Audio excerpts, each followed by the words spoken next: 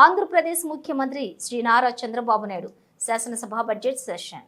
కూటమి ప్రభుత్వం వచ్చిన తర్వాత, ఎన్డీఏ ప్రభుత్వం వచ్చిన తర్వాత మొట్టమొదటిసారిగా పూర్తి కాలానికి బడ్జెట్ పెట్టుకుంటున్నాం. నిన్నే గవర్నర్స్ అడ్రస్ రాష్ట్రంలో జరిగే విధానాలన్నీ, ప్రభుత్వ విధానాలన్నీ చెప్పడం కోసం ఆయన స్పీచ్ లో చాలా స్పష్టంగా కవర్ చేశారు. ఎన్ని ఇబ్బందులున్నా 8 నెలల్లో ఈ ప్రభుత్వం ఏ విధంగా పనిచేసిన విషయాలు కూడా వారు చెప్పారు. పాలసీలు గాని, తీసుకున్న నిర్ణయాలు గాని, అభివృద్ధి కార్యక్రమాలన్నీ చెప్పారు. ఇప్పుడే మా మిత్రుడు పవన్ కళ్యాణ్ గారు చెప్పారు, తెలుగుదేశం, జనసేన, బీజేపీ ఈ 3 పార్టీలు కూడా కలవడం మా స్వార్థ ప్రయోజనాల కోసం కాదు, దగాబడ్డ ఈ రాష్ట్రాన్ని పునర్నిర్మాణం చేయాలనే ఏకైక లక్ష్యంతో ఆ రోజు కొంతమంది విమర్శించారు. ఆ రోజు కూడా మేము ఒకటి ఆలోచించాం. ఈ రోజు రాష్ట్రంలో చాలా ఇబ్బందులు ఉన్నాయి. నిర్వీర్యం అయిపోయింది ఆర్థిక వ్యవస్థ. ఇప్పుడు కోలుకునే పరిస్థితులు కూడా లేవు. అలాంటప్పుడు డబుల్ ఇంజిన్ సర్కార్ ఉంటే తప్ప ఈ రాష్ట్రాన్ని పునర్నిర్మాణం చేయలేమని ఏకైక లక్ష్యంతో కలిశాం. ఆ రోజు ఈ రోజుకి ఒకే మాట మీద ముందుకు పోతున్నాం. నేను మనస్ఫూర్తిగా పవన్ కళ్యాణ్ గారిని ఈ సభ ద్వారా మరొకసారి అభినందిస్తున్నాను, ధన్యవాదాలు తెలియజేస్తున్నాను. ఇంకొక పక్కన ప్రజల్లో ఆస్పిరేషన్స్ ఉన్నాయి.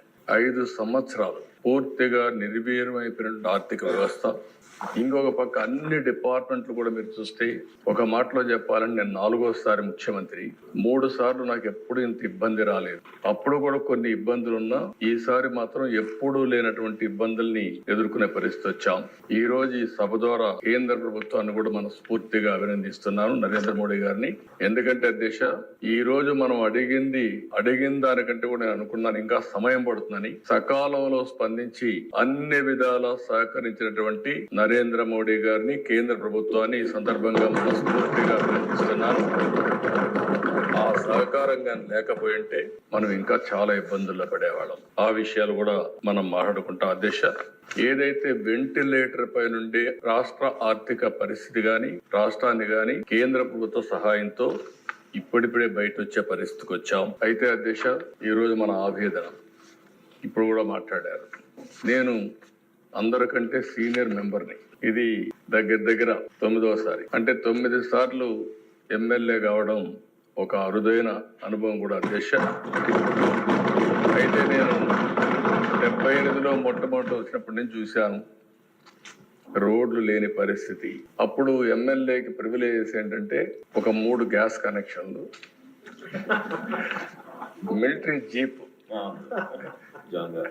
నేరుగా తమిళనాడుకు పోతే ఆర్మీ నుంచి ఒక జీప్ ఇస్తారు. ఆ జీప్ కూడా నడవదు.